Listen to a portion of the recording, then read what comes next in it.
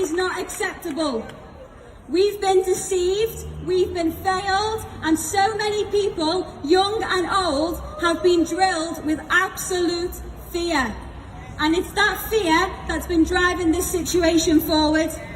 The more fearful you are, the easier you are to be controlled and manipulated.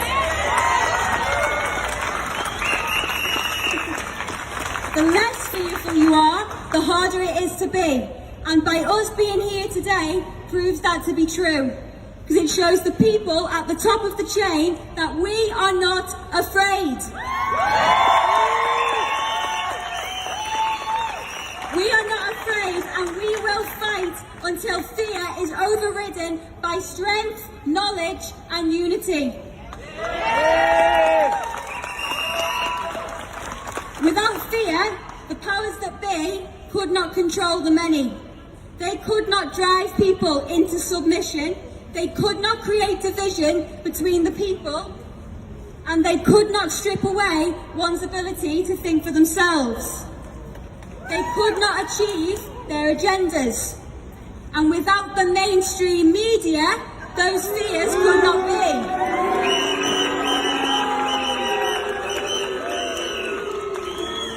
As a young person, defund the BBC! As a young person, it saddens me the most to see so many of my own generation and younger deceived and living in this fear. So many do not realise just how threatened our futures are. And as young people and children, we are the main targets. We are young and ever growing, and our minds are very easy to mould, and that's been done through the likes of reality TV and the manipulative, addictive, brainwashing, influential ways of social media.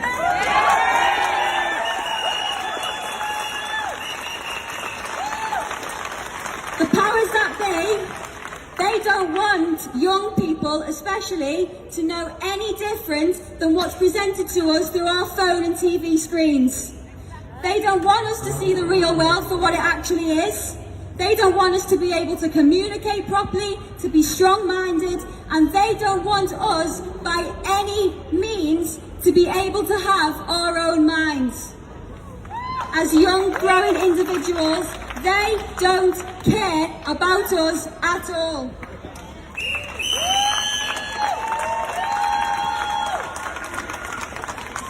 As young people, we always say how much that we want to change the world.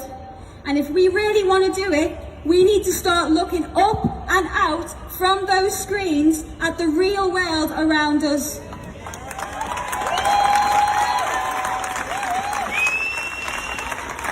Open our eyes and empower our young minds with knowledge. Question absolutely everything from social media to mainstream media to COVID-19. On the 19th of March 2020, the government website stated that the virus was downgraded from being a high consequence infectious disease. 4 days later, we went into lockdown. Why?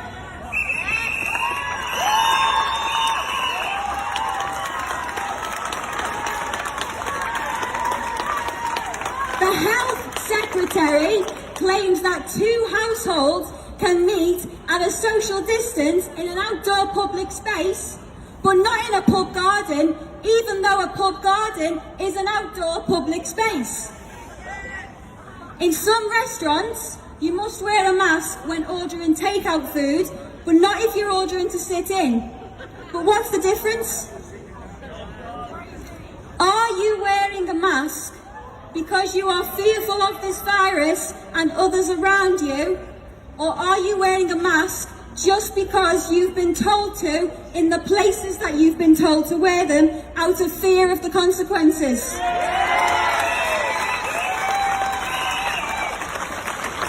Do you believe everything that you've been told just because you've been told it's happening or it exists or because it's for your own benefit? Or Are you able to think for yourself and find out information for yourself instead of the government and the media doing it for you?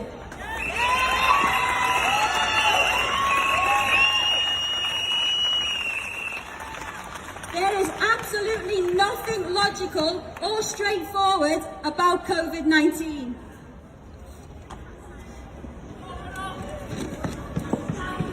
There is a much bigger picture to be looked at. So I would strongly encourage you all to look into the following.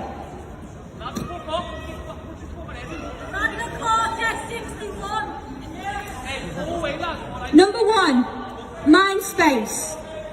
From the Institute for Government, it's a document that was created in 2010 by the British Gov, which discusses how mind control is used to influence the change of behaviour in society. That's mind space. Number two, Operation Lockstep.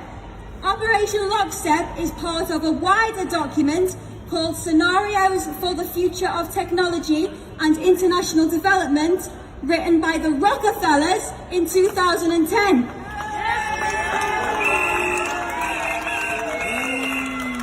Also known as the agenda behind COVID-19, everything that has been happening around you and is set to happen in the future is written in that document. These are the people at the top of the chain who have had the ways of the world set in plan for decades. They are years ahead of time, and I strongly encourage you all to read that document and to understand why our futures are at such stake.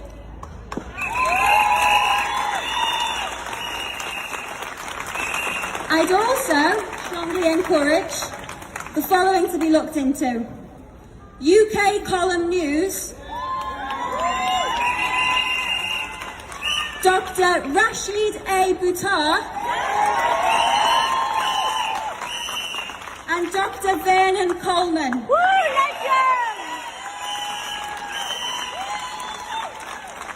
These are just three of the many credible, independent people out there who provide us with the truth that's been missing, who have our best interests at heart, and David Icke, and whose information does not deserve to be dismissed. It's time now, more than ever, for people of all ages everywhere to unite.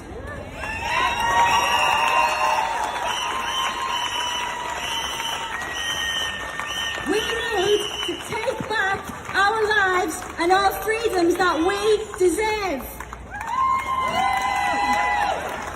We need to fight for our futures and start listening to the right people. We need to start empowering each other with knowledge, help one another to take back control of their own minds.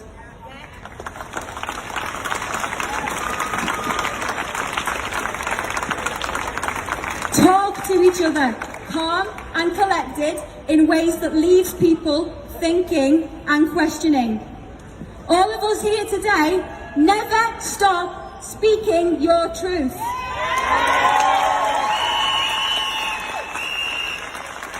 Continue to empower your minds with knowledge, and you will attract the right people.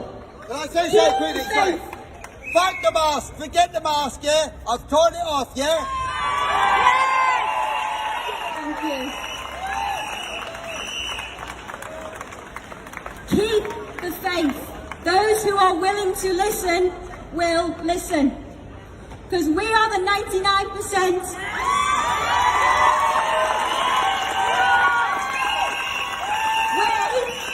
We are unity. We have the real power. It all depends on how we use it. And with that in mind, I'd just like to finish on a rather inspirational story as Aesop's fable, The Bundle of Sticks. It's a story of an old man, a father to a set of sons, constantly fighting with one another. On the point of his death, the old man calls his sons to be around him to give them some advice. he asks his servants to bring forward a bundle of sticks that are all tied together. The old man then asks each of his sons to one by one attempt to break the bundle of sticks. And they each try with all their efforts, but they were all unsuccessful. The old man then orders that the bundle of sticks be untied and each son be given a single stick. When it was done, each stick was told to be broken, and each stick was easily broken. The message from the old man to his sons was that individually you can easily be conquered, but together you are invincible.